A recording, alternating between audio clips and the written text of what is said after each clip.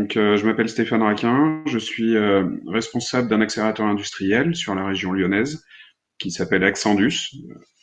Accendus, c'est en fait une division d'un groupe équipementier automobile qui est sur Lyon, qui s'appelle EFI Automotive. C'est un groupe familial de 1900 personnes environ, positionnement international, Europe, Chine, États-Unis, en fonction de la proximité de nos clients.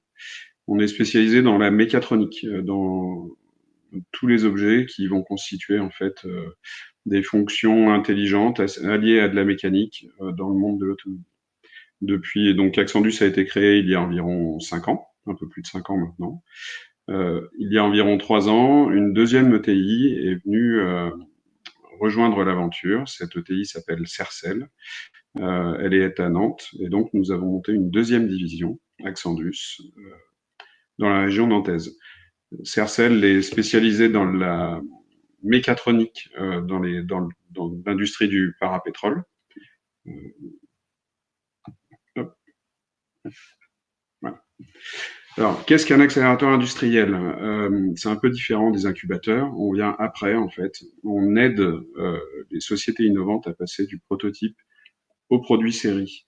Nous, étant issus des grands groupes et de l'industrie automobile, en fait, nous savons ce qu'est le monde de l'industrialisation et notre accompagnement va venir renforcer et aider les startups à passer ce cap en renforçant en fait le projet sur toutes les composantes du design, de la méthode, du pilotage projet, du sourcing, de l'achat, de l'industrialisation, bien entendu la mise en production, voire la fabrication, puisqu'il est possible en fait que nous fabriquions directement des objets pour nos clients.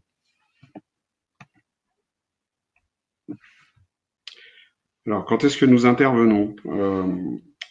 Quand on regarde en fait le parcours d'une société innovante, d'une start-up, en fait, la start-up est plutôt bien accompagnée de la genèse jusqu'à l'amorçage. Quand l'inventeur a une idée, globalement, il arrive assez facilement à trouver des aides, des mentors, des structures qui vont venir en fait le conseiller et lui apporter en fait une structuration pour former son idée, former son business plan et commencer à structurer son entreprise. Là où ça se complique un peu, c'est quand on arrive dans une phase qu'on appelle nous l'amorçage en fait, où on va retrouver un produit qui est à peu près bien fichu, mais qui reste un prototype, qui est pas encore à toutes ses fonctions. Environ 80, comme ça au pif, 80%. Et surtout où le coût est en général pas du tout en adéquation avec ce qui est prévu à l'initial, normal puisque c'est un prototype, et une production qui est très intime.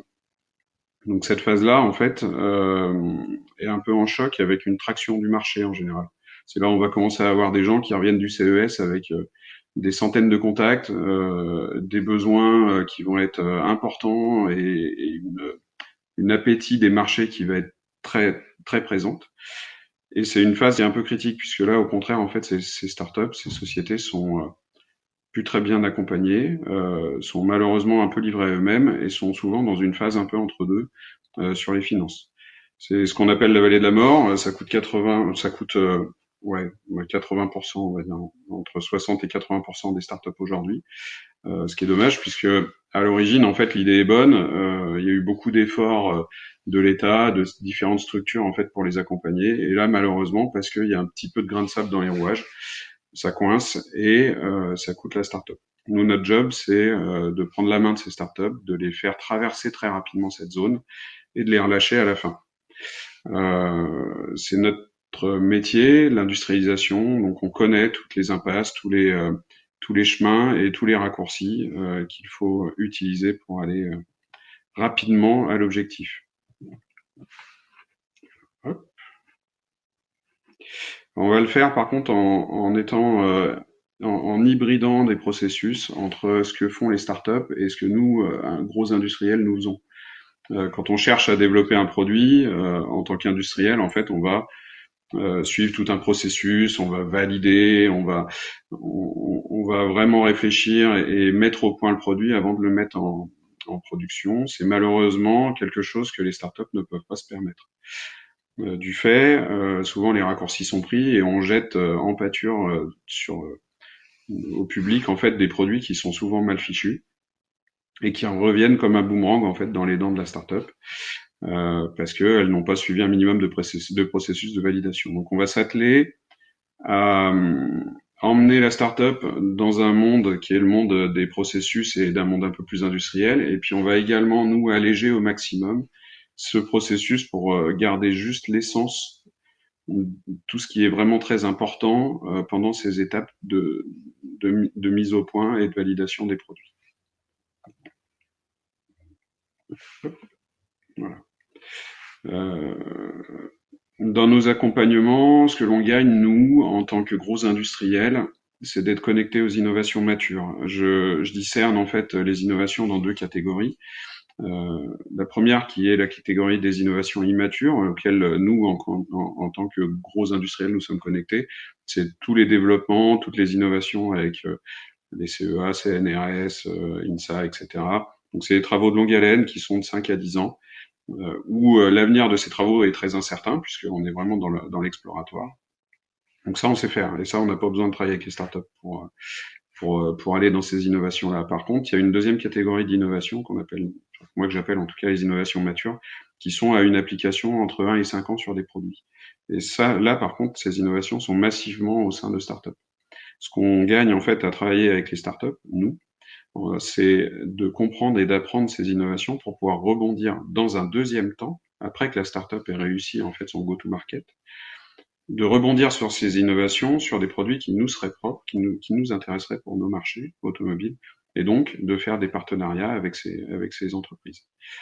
Inversement, ce que gagne la startup, c'est évidemment une équipe importante, des savoir-faire et un know-how qui est riche pour passer le cap de l'industrialisation. On va vraiment travailler main dans la main, on va faire les choses une fois, on va surtout nous éviter d'innover, on va utiliser toutes les briques technologiques qui sont déjà validées dans nos produits, dans nos plus de 80 ans d'existence, des millions et des millions de produits qui sont sortis et réinventés. On est vraiment dans une logique partenaire. Bien entendu, on travaille pas seul. Je crois pas du tout au travail unitaire. Je crois plutôt au travail en groupe. Donc, on travaille avec les réseaux. On se pose pas la question de la propriété intellectuelle. Évidemment, oui, une slide sur les réseaux. Donc, quelques exemples de tous nos partenaires et de toutes les personnes qui nous font confiance. Quelques exemples de produits sur lesquels on a travaillé, c'est assez vaste. Les marchés sont très différents. On est essentiellement axé B2B. B2C étant plutôt réservé quand même à l'Asie et à des particularités de mise sur le marché et de développement. On va du drone sous-marin en passant par une bouée pour Veolia, en passant par des capteurs très pointus pour l'industrie pétrolière, des objets médicaux, etc., etc. Voilà. Donc, au plaisir d'échanger sur des sujets et d'accompagner et d'aider des entrepreneurs à passer ce cap. Merci beaucoup Stéphane pour votre intervention. Donc j'en profite pour dire que donc Stéphane est membre du club des partenaires Tener10. Donc n'hésitez pas pour les nombreux adhérents, je pense qui sont à cette phase critique comme vous l'avez décrit. N'hésitez pas à nous contacter, à contacter Stéphane directement. On pourra vous mettre en relation dans le cadre justement de ce club des partenaires.